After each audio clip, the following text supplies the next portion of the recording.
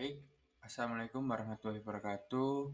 Perkenalkan, nama saya Rangga Gumilang dari kelas TID dengan NIM 2205 120 4150. Di sini saya akan mempresentasikan tentang model infrastruktur jaringan.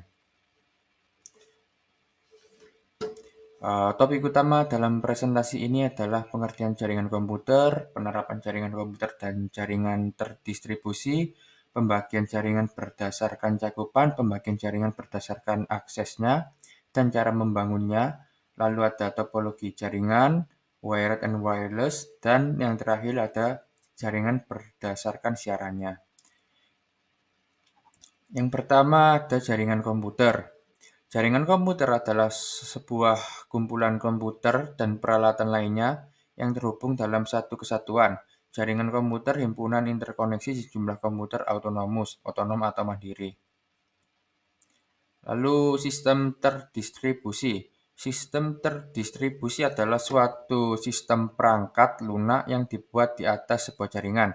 Perangkat lunak lah yang menentukan tingkat keterpaduan dan transparansi suatu sistem jaringan. Perbedaan keduanya terletak pada perangkat lunaknya, khususnya sistem operasi, bukan pada perangkat kerasnya. Pengguna sistem terdistribusi tidak menyadari terdapatnya banyak proses dalam sistemnya. Lalu ini untuk ilustrasi jaringan komputer dan jaringan terdistribusi.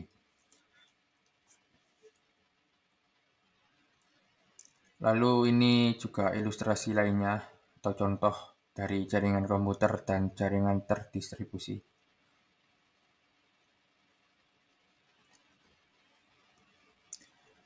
Lalu ada pembagian jaringan berdasarkan cakupan. Yang pertama ada LAN atau Local Area Network.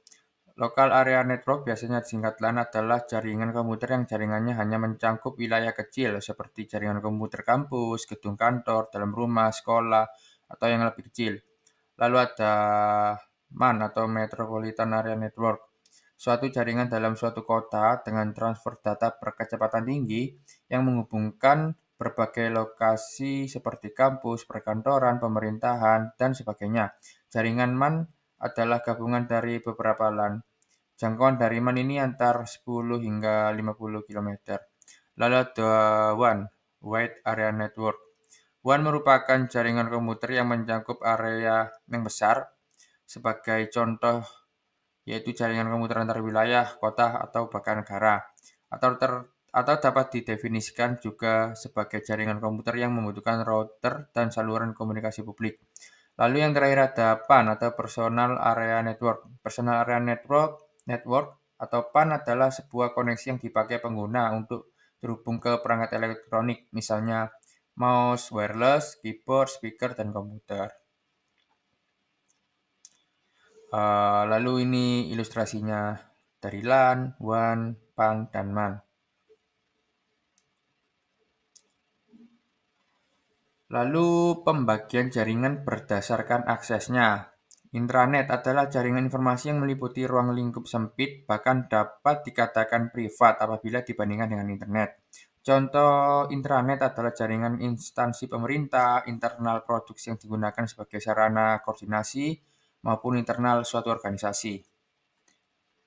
Lalu ada internet. Internet adalah jaringan komunikasi global yang menghubungkan komputer dan jaringan komputer di seluruh dunia. Internet yang merupakan singkatan dari Interconnected Network ini memungkinkan kita berbagi informasi dan berkomunikasi dari mana saja dan dengan siapa saja.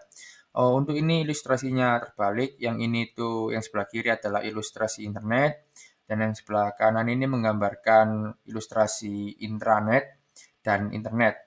Jadi yang garis panah warna hijau itu internal traffic intranet, lalu yang garis panah warna biru itu internet.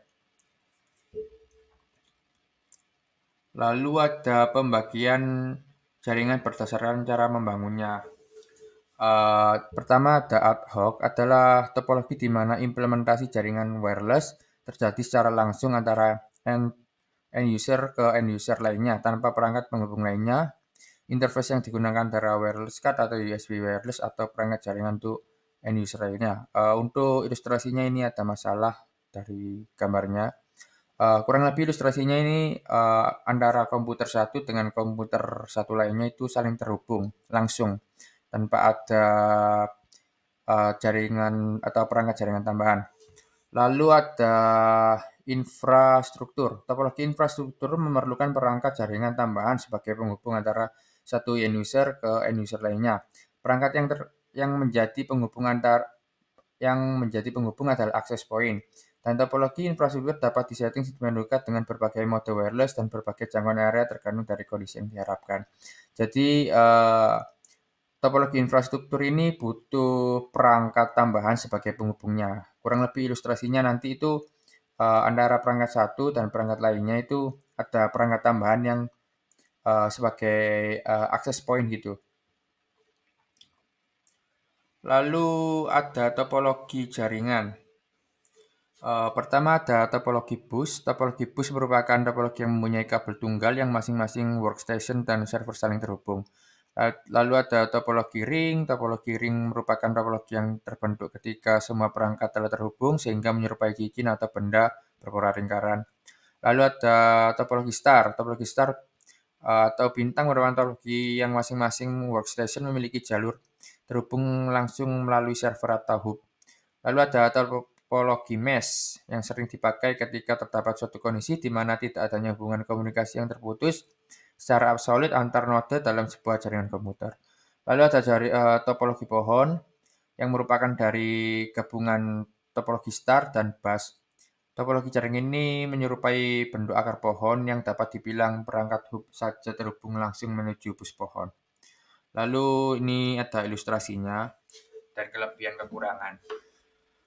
Kelebihan dari topologi bus sendiri itu dapat melakukan perkembangan jaringan dan workstation baru, akan tapi tidak mengganggu workstation yang lainnya.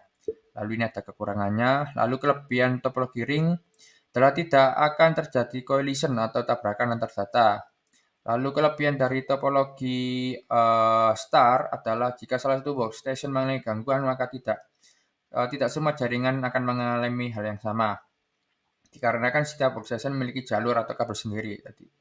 Lalu ada topologi mesh dipakai ketika terdapat kondisi di mana tidak ada hubungan komunikasi yang terputus secara absolut antar node atau dalam sebuah jaringan. Lalu ada sepertinya ada yang salah ini. Lalu topologi mesh ini balik.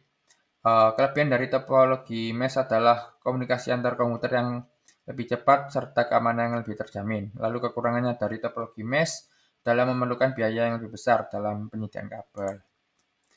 Lalu jaringan berdasarkan siarannya. Di sini ada unicast, multicast, dan broadcast. Unicast itu pengiriman data dari satu pengirim ke satu penerima.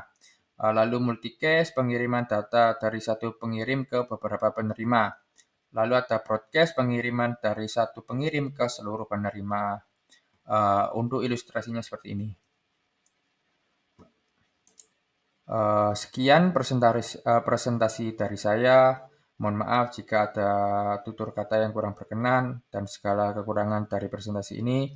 Sekian, wassalamualaikum warahmatullahi wabarakatuh.